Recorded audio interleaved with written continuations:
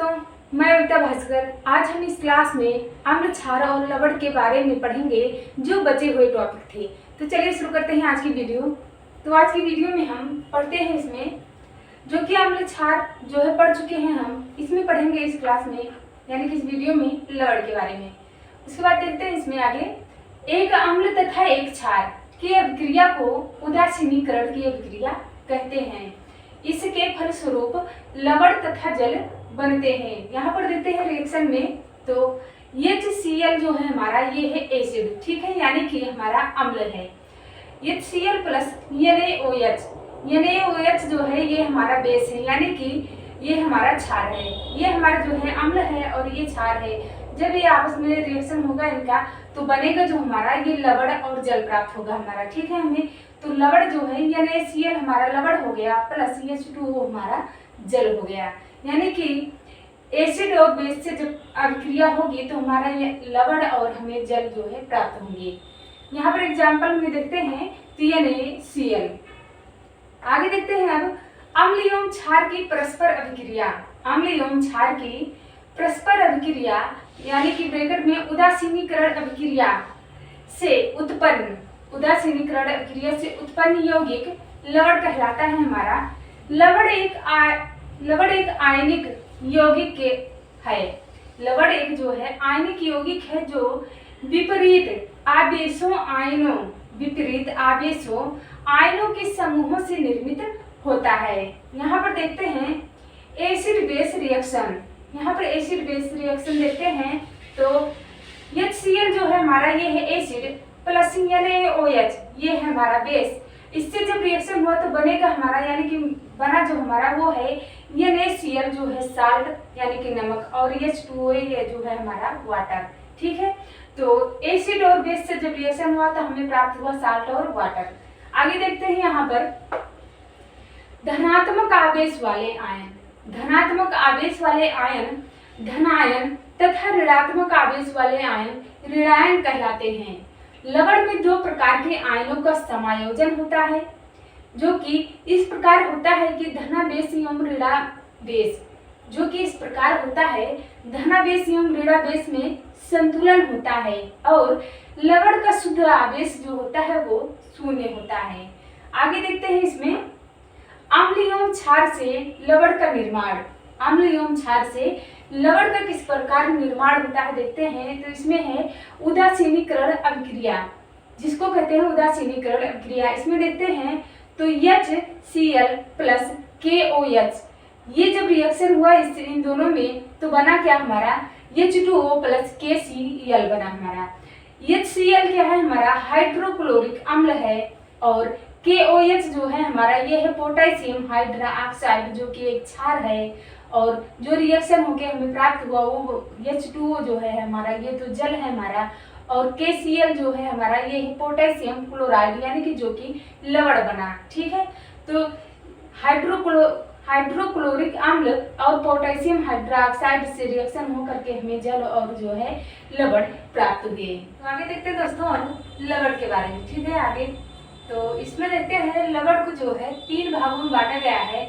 पहला है हमारा अम्लीय लवण, ठीक है, और दूसरा है हमारा क्षारीय लवण, तीसरा है हमारा उदासीन लवण, ठीक है। इसमें देखते हैं तो अम्लीय लवण में जो है इसका जलीय विलयन नीले लिटमस पेपर को जो है लाल कर देता है। अम्लीय लवण में ये होता है प्रक्रिया, ठीक है। और जो क्षारीय लवण में होता है इसका जो है जलीय विलयन जो होता है ये लिटमस पेपर को नीला कर देता है। लिटमस पेपर को नीला करने की प्रक्रिया जो है क्षारीय लवण में हमारी होती है। और इसमें जो है उदासीन लवण में जो है देखते हैं तो इसमें जो है जलीय विलयन लिटमस पेपर पर कोई प्रभाव नहीं डालता। इसमें जो है अम्लीय लवण में क्या होता है कि नीले लिटमस पेपर को लाल कर देता है, और क्षारीय लवण में जो है कि लाल लिटमस पेपर को नीला कर देता है। उदासीन लवण में जो है जलीय विलयन में लिटमस पेपर जो होता है उस पर कोई प्रभाव नहीं डालता है। यहाँ पर देखते हैं तो प्रबल अम्ल प्लस प्रबल क्षार मिल करके जो बनता है हमारा वह बनता है उदासीन लवण, ठीक है। प्रबल अम्ल प्लस प्रबल क्षार मिल करके ये अम्ल और प्रबल अम्ल और प्रबल क्षार मिल करके उदासीन लवण बनता है। और यहाँ पर है प्रबल अम्ल प्लस दुर्बल क्षार, दुर्बल जो है क्षार मिल करके जब ये दोनों मिलते हैं तो हमारा अम्लीय लवण बनता है। ठीक है। और यहाँ पर है दुर्बल अम्ल प्लस प्रबल क्षार मिल करके हमारा क्षारीय लवण बनता है। यहाँ पर देखते हैं तो पीएच स्केल। ठीक है। पीएच स्केल में देखते हैं तो पीएच मान 0 से 14 के बीच एक अनुमानित संख्या है जो दर्शाता है कि विलयन अम्लीय, क्षारीय या उदासीन है या नहीं। ठीक है। यहाँ पर देखते हैं pH 7 पर पदार्थ या विलयन उदासीन होता है। कहने का अर्थ है दोस्तों यहाँ पर 1 से लेकर के हमने 14 तक यहाँ पर संख्या लिखी है। ठीक है। यहाँ पर देखते हैं तो जो 7 जो लिखा है बीच में, हमारे बीच वाले भाग में जो 7 लिखा है हमने, इसको हमने देखिए इसको खाने में कर रखा है ताकि आप लोगों को दिखाई दे स्पष्ट रूप से। तो जो 7 होता है हमारा ये मेन पॉइंट होता है यानी कि न्यूट्रल होता है। यहाँ पर सामान्य अवस्था में यानी कि सामान्य प्रक्रिया में आप समझ सकते हैं कि सामान्य अवस्था में यहाँ पर होता है। अगर यहाँ पर क्या कहा है pH 7 पर पदार्थ का विलयन उदासीन होता है। यहाँ पर 7 पे जो न्यूट्रल होता है यहाँ पर जो होता है हमारा विलयन जो होता है या उदासीन प्रक्रिया में होता है। और यहाँ पर देखते हैं तो pH अगर 7 से मान लीजिए कम होता है तो विलयन हमारा क्षारीय होता है यानी कि यहाँ पर एसिड हो जाता है हमारा, एसिड हो जाता है यहाँ पर हमारा। मान लीजिए अगर हमारा 7 है, 7 से हमारा अगर कम हुआ 6 पे आ गया, 5 पे आ गया, 4 पे या 3 पे आ गया, अगर 7 से हमारा विलयन जो है कम हुआ तो वह हमारा विलयन जो है क्षारीय हो जाता है। और अगर यही 7 से जो है बढ़कर आगे चला गया, 8 हो गया, 9, 10 या 11, 12, 14 तक हो गया, इनके बीच में कहीं पर भी अगर बढ़कर आगे रुकता है तो हमारा विलयन जो है अम्लीय होता है। ठीक है। यानी कि कम होगा तो न्यूट्रल है ये हमारा बीच का, अगर इसमें कम होता है तो एसिड होगा और इससे ज्यादा होता है तो यह हमारा बेस होगा। देखते हैं दोस्तों अब यहाँ पर लवणों के प्रकार के बारे में देखते हैं। तो इसमें पहला प्रकार जो है हमारा वो है सामान्य लवण। ठीक है। Normal salt. इसके बारे में देखते हैं तो ऐसे लवण जिसमें H पॉजिटिव या OH नेगेटिव आयंस नहीं होते हैं उसे सामान्य लवण कहा जाता है। जैसे देखते हैं यहाँ पर NaCl हो गया हमारा, Na2SO4 हो गया, CaSO4 हो गया हमारा, A12, ठीक है, ब्रैकेट में SO4 फिर 3, ठीक है, आदि ये सभी जो है सामान्य लवण के उदाहरण थे। ठीक है। अब देखते हैं आगे अम्लीय लवण यानी कि एसिड सॉल्ट। इसके बारे में देखते हैं तो प्रबल अम्ल तथा दुर्बल क्षारक की अभिक्रिया से उत्पन्न लवण जो है अम्लीय लवण कहलाते हैं। इसका pH मान 7 से कम होता है। ठीक है। अम्लीय लवण जो होता है इसका pH मान जो है यहाँ पर देखते हैं तो 7 से जो है कम होता है। ठीक है। हमने बताया है कि जो अगर 7 से कम होगा तो हमारा एसिड होगा यानी कि अम्लीय होगा, और 7 से ज्यादा होगा तो हमारा क्षारीय होगा यानी कि बेस होगा। ठीक है। तो 7 से कम होता है, इनमें H पॉजिटिव आयंस होते हैं। जैसे देखते हैं तो यहाँ पर ब्रैकेट नहीं दोस्तों, हमने यहाँ पर ब्रैकेट लगा करके आप लोगों को समझाया है इसमें उदाहरण में। तो NaOHCO3 हो गया हमारा। तो ये क्या है हमारा, ये है हमारा सोडियम बाइकार्बोनेट। ठीक है। और NaH3PO4 ये जो है हमारा ये है मोनोसोडियम फास्फेट आदि। ठीक है। ये सभी उदाहरण जो हैं अम्लीय लवण के हैं। तो आगे देखते हैं दोस्तों अब क्षारीय लवण। क्षारीय लवण के बारे में देखते हैं तो दुर्बल अम्ल तथा प्रबल क्षारक की अभिक्रिया से उत्पन्न लवण क्षारीय लवण कहलाता है हमारा। इनका pH मान जो है 7 से यानी 7 से अधिक होता है। इनमें OH माइनस आयंस होते हैं। जैसे देखते हैं magnesium chloride hydroxide, zinc chloride hydroxide हो गया हमारा, कैल्शियम हाइड्रोक्लोराइड, ठीक है, आदि ये सभी जो है इसके अंतर्गत उदाहरण हैं क्षारीय लवण के। आगे देखते हैं उदासीन लवण। उदासीन लवण में देखते हैं तो प्रबल अम्ल तथा प्रबल क्षारक अभिक्रिया से उत्पन्न लवण उदासीन लवण कहलाता है, जिसका pH मान 7 होता है। जैसे देखते हैं इसमें सोडियम क्लोराइड, ठीक है, सोडियम क्लोराइड हो गया हमारा, potassium nitrate, sodium sulphate, potassium sulphate हो गया हमारा। आदि ये सभी उदाहरण उदासीन लवण के हैं। आगे देखते हैं द्विक लवण। द्विक लवण में देखते हैं जब दो साधारण लवण को मिला देते हैं तो द्विक लवण का निर्माण होता है। जैसे देखते हैं यहाँ पर तो K2SO4, ठीक है, Al2SO4 का होल थ्राइस, ठीक है, और 24SO2, ये जो है उदाहरण जो है हमारा द्विक लवण का है। आगे देखते हैं जटिल लवण। जटिल लवण में देखते हैं तो ये लवण जल में बहुत ही कम घुलनशील होते हैं। इनकी संरचना बहुत ही जटिल होती है। इनमें बड़े यानी कि बड़े ब्रैकेट का प्रयोग किया जाता है या होता है। यहाँ पर देखते हैं जैसे Ag बड़े ब्रैकेट में है, फिर Ag है, उसके बाद बड़े ब्रैकेट में है Na, छोटे ब्रैकेट में Cn, उसके बाद है 2, ठीक है, ब्रैकेट उसके बाद बनकर, यानी कि ये बड़ा ब्रैकेट इसमें प्रयोग किया जाता है। उसके बाद है K3, फिर बड़े ब्रैकेट में है हमारा Fe, छोटे में है Cn, उसके बाद है 6। तो ये प्रक्रिया होती है इसमें जो है बड़े ब्रैकेट प्रयोग करने का जटिल लवण में। आगे देखते हैं अब मैग्नीशियम हाइड्रोक्साइड हो गया। मैग्नीशियम हाइड्रोक्साइड है Mg ब्रैकेट में OH2, ठीक है, जिसे मिल्क ऑफ मैग्नीशिया कहा जाता है। इसका उपयोग जो है पेट की अम्लीयता दूर करने में, पेट की, यहाँ पर ये 2 पॉइंट हमने इसलिए लिखा दोस्तों ताकि आप लोगों को कुछ अलग से भी जानकारी मिल सके। तो यहाँ पर मैग्नीशियम हाइड्रोक्साइड जिसे मिल्क ऑफ मैग्नीशिया कहा जाता है और इसका उपयोग जो है पेट की अम्लीयता दूर करने में प्रतिअम्लक के रूप में किया जाता है। और यहाँ पर है मांसपेशियों में थकान जो होती है, हमारी मांसपेशियों में जो थकान हो जाती है दोस्तों, वो कारण है कि लैक्टिक अम्ल के जमा होने के कारण होती है, वो दर्द जो होता है मांसपेशियों में। तो आगे देखते हैं दोस्तों अब अम्ल को पहचानने की ट्रिक, यानी कि अम्ल को किस तरीके से हम पहचानेंगे देखते हैं इसमें। तो कुछ पॉइंट हमने लिखा है। पहला पॉइंट देखते हैं इसमें, जिस यौगिक यानी कंपाउंड के आगे हाइड्रोजन हो वो हमारा अम्ल होगा, ठीक है हमारा।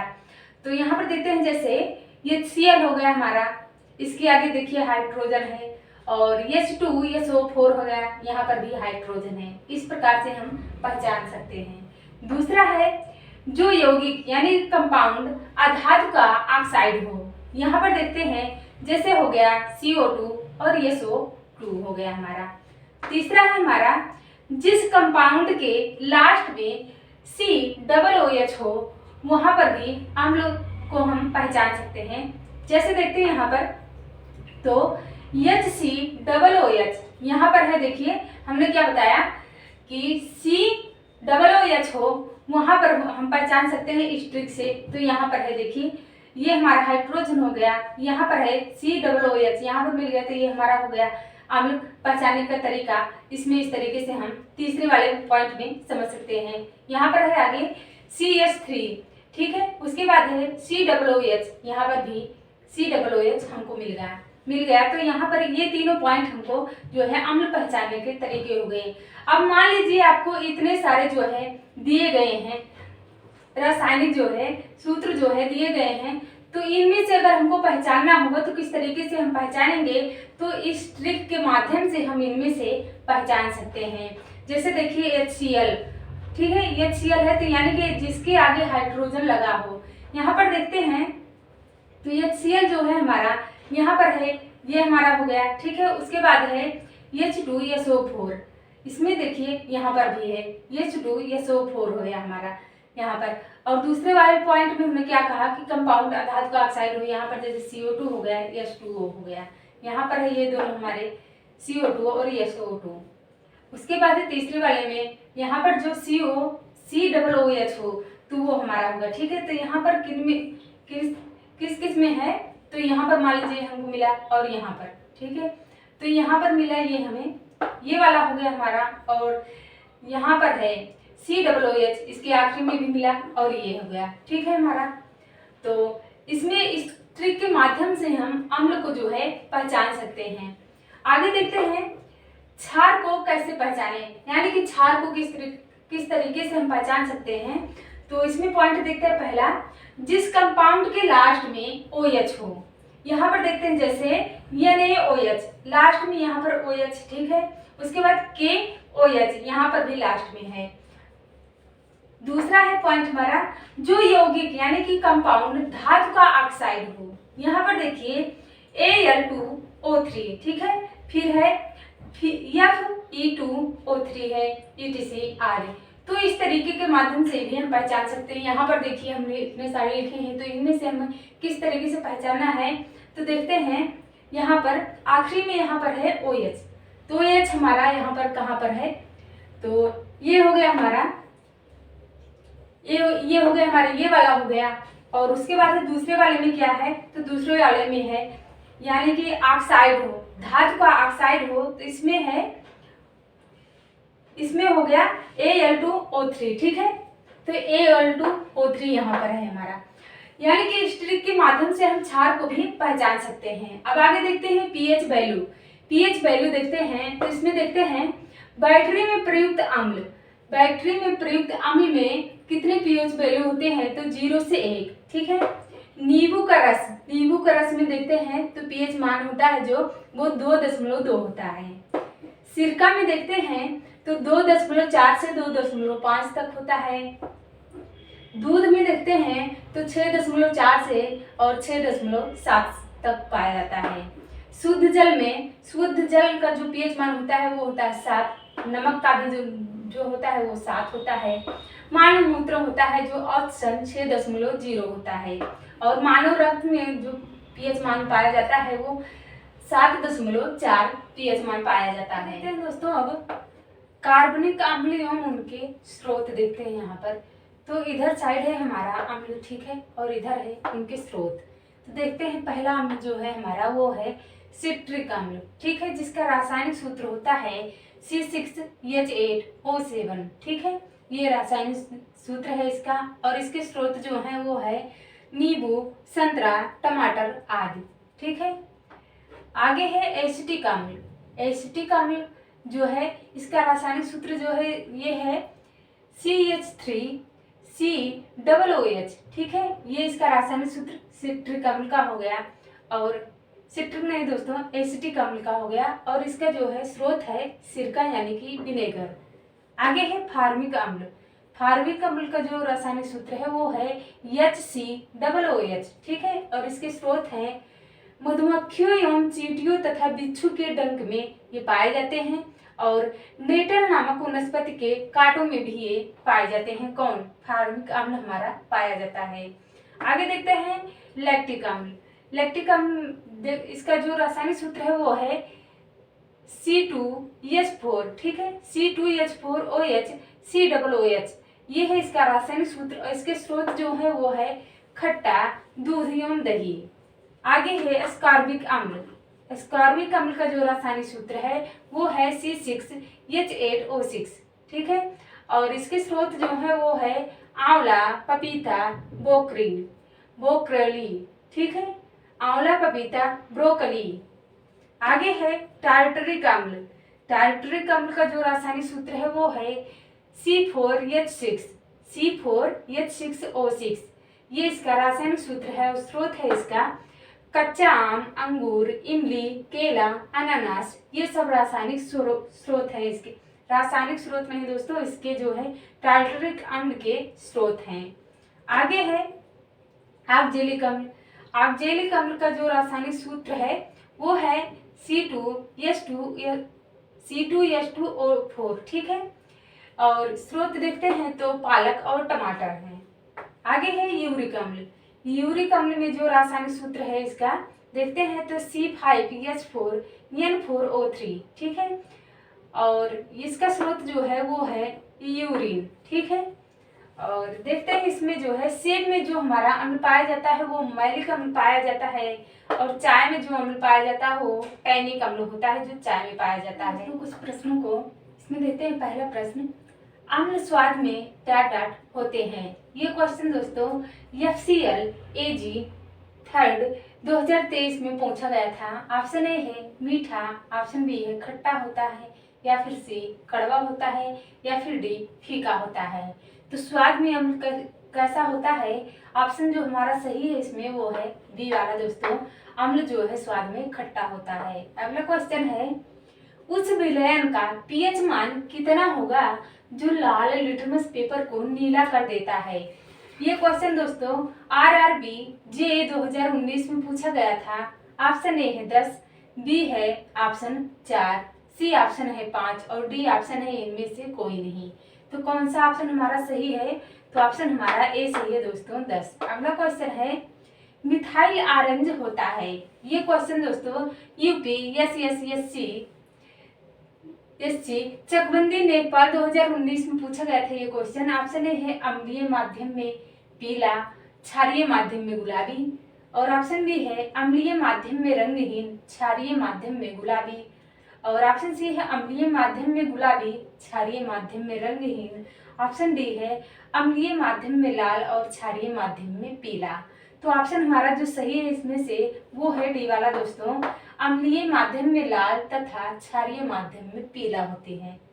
अगला क्वेश्चन है, निम्नलिखित में से कौन सा अम्ल चींटी के काटने में मौजूद होता है। ये क्वेश्चन दोस्तों एसएससी सीजीएल 2019 में पूछा गया था।